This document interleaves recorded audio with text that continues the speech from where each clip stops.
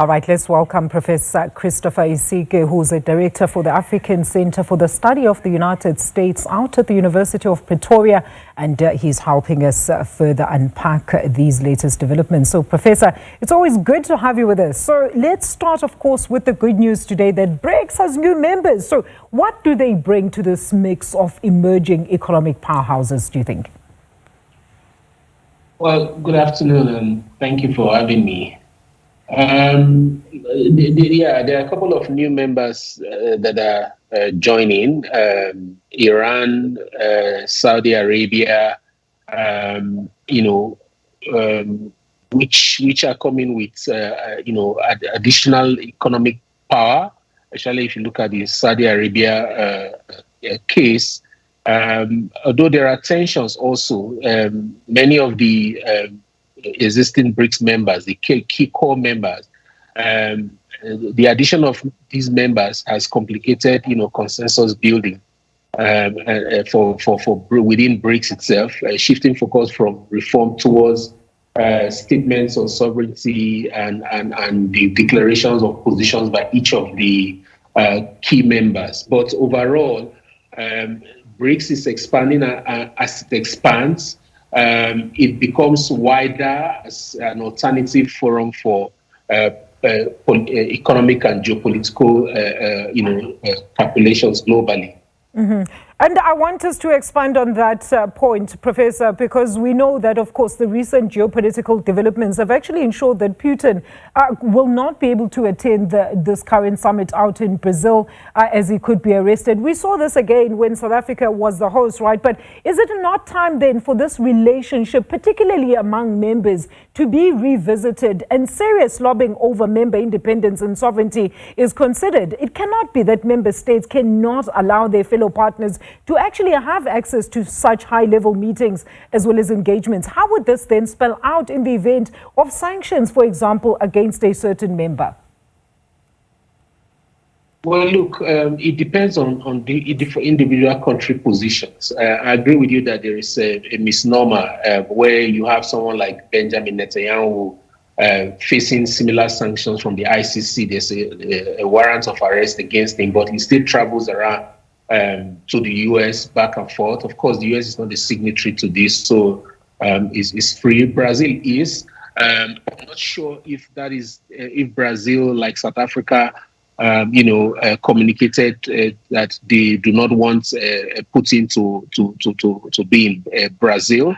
But it depends on what Brazil's position is on the war in Ukraine. So it may be more of the specific foreign policy of countries rather than a respect or disrespect for international law. However, I do agree with you that it is time that we begin to relook some of these laws that seem to have different strokes for different folks. You spoke about this complicated process of going forward with the additional or the invitation of additional members there, Professor. I mean, well, let's talk about this in light of the recent news, right, of the tensions between India and China, right, over basically what they call India's stance, particularly on U.S. President Donald Trump's administration and his close-knit stewards, right, where we saw those trade wars and basically President Trump directly poking at China, giving them ultimatums. So how does then India's also continued membership in BRICS and its close ties with the United States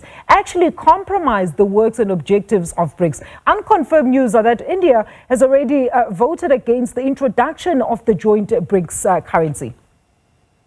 Absolutely. These divisions are really not good for internal cohesion and efficiency within the BRICS itself. The strategic rivalry between China and India actually also constrains the unity of BRICS. And when you find that both are not, cooperating genuinely, this lack of genuine cooperation between its two largest members, India and China, that makes BRICS weak because it becomes loosely coordinated economically rather than becoming a powerful geopolitical force to counter or at least become an alternative to the Bretton Woods institutions.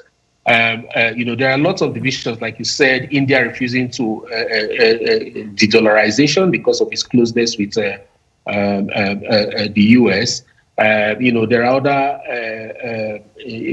aspects of their divisions, even in terms of the expansion strategy. India, alongside Brazil, they push for partner country tier, whereas China doesn't follow that path. For China, it's more, in fact, China doesn't want further expansion. So there are all these tensions and differences within the BRICS that makes membership expansion more complicated.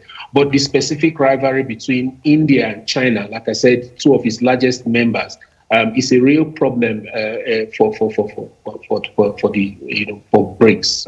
And one wonders what's going to happen now with that introduction of the Middle Easterns, Iran, as well as Saudi Arabia, Professor. But I mean, let's look at Team South Africa, all right, as they've descended on Brazil for the summit. What do you think are some of the key areas of concern that they need to address by our delegation?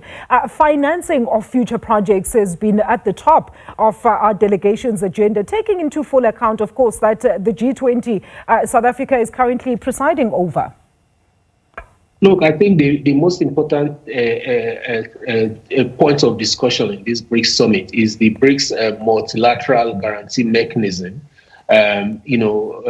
which is strategically important. It's a very good innovation to enhance investment flows into critical areas of infrastructure and sustainable development. And I think that South Africa should pay close attention to that, because like you heard Sophie speak to our representatives there, we have our internal problems around developing our infrastructure and looking into investment in other critical areas for sustainable development, which is something that South Africa actually aligns with. So I think that we should pay attention to that and ensure that we leverage the opportunities that this new funding arrangement gives to BRICS members, especially for countries like South Africa that need a lot of investment in our infrastructure. However, we must also make sure that we put our house in order. We must cut down on those policy breakages and the factor of corruption that prevents us from really doing the best we should with the little capital we have. And one wonders if Austria will then also make that list of the newbies joining the BRICS bloc there. Professor, thank you so much, as always, for your input here. That is Professor Chris Isike, Director for the Study for the United States out at the University of Pretoria, just weighing in on the BRICS summit that is currently taking place out in Brazil.